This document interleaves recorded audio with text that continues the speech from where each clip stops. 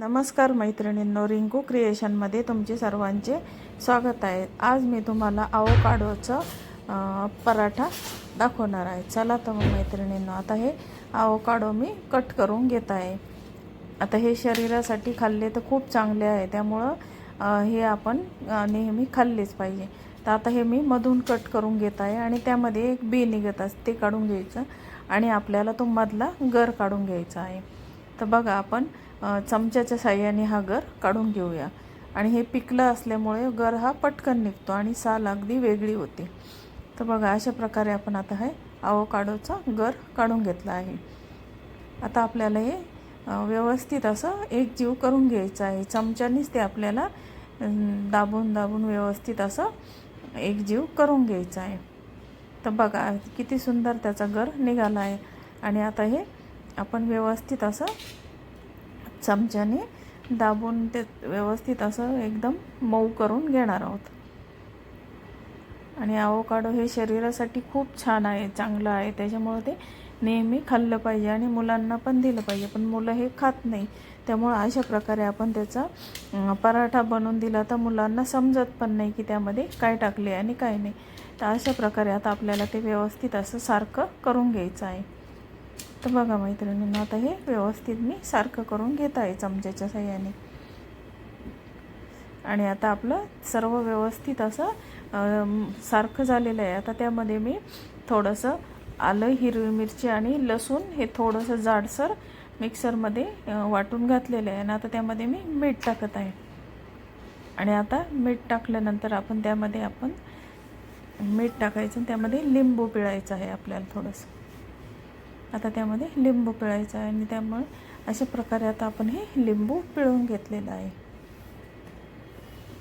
बघा मैत्रिणींनो, आता आपण हे लिंबू पिळून घेतलं आहे। तर हे परत आपण एकदम कालवून घ्यायचं आहे व्यवस्थित। आता हे एकजीव करून घ्यायचं आहे। सर्व लिंबू मिक्स करून घेतल्यानंतर आता त्याचा आपल्याला पराठा बनवायचा। आता मी एका बाउलमध्ये गव्हाचं पीठ घेतलेलं आहे आणि आता या गव्हाच्या पिठामध्ये मी काय काय टाकते हे तुम्ही बघा। आता आपण गव्हाचं पीठ घेतलं आहे आणि आता त्यामध्ये आपल्याला एक चमचाभर बेसन पीठ टाकायचं आहे। त्या गव्हाच्या पिठामध्ये आपल्याला एक चमचाभर बेसन पीठ टाकायचं आहे आणि त्यानंतर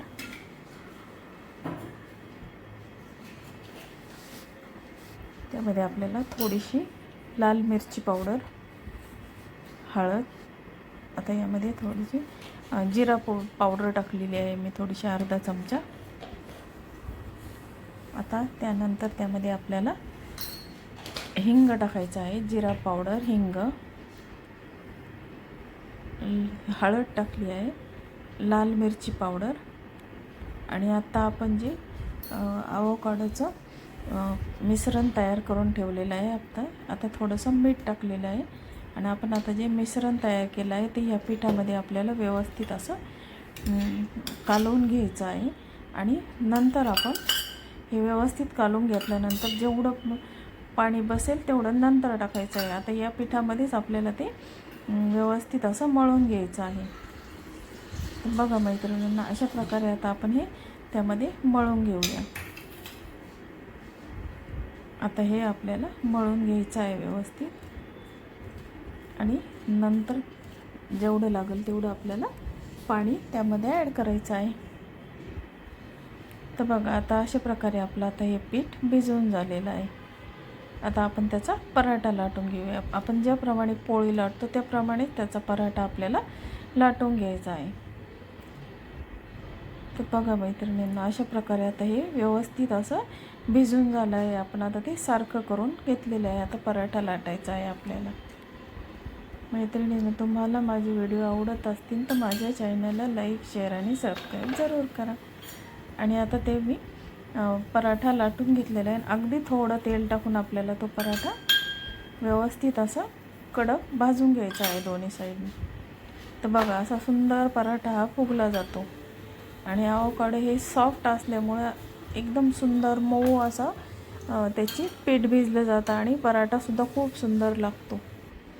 तर बघा, आपला हा पराठा रेडी झाला आहे। आता मी त्याबरोबर चटणी सर्व केलेली आहे. आता मी ती सर्विंग प्लेटमध्ये सर्व केलं आहे. त्याच्याबरोबर चटणी दिलेली आहे. तुम्हाला आवडत असेल तर लोणचं, दही याच्याबरोबर सुद्धा हा पराठा खूप छान लागतो. तर बघा मैत्रिणींनो, तुम्हाला आवडला असेल लाईक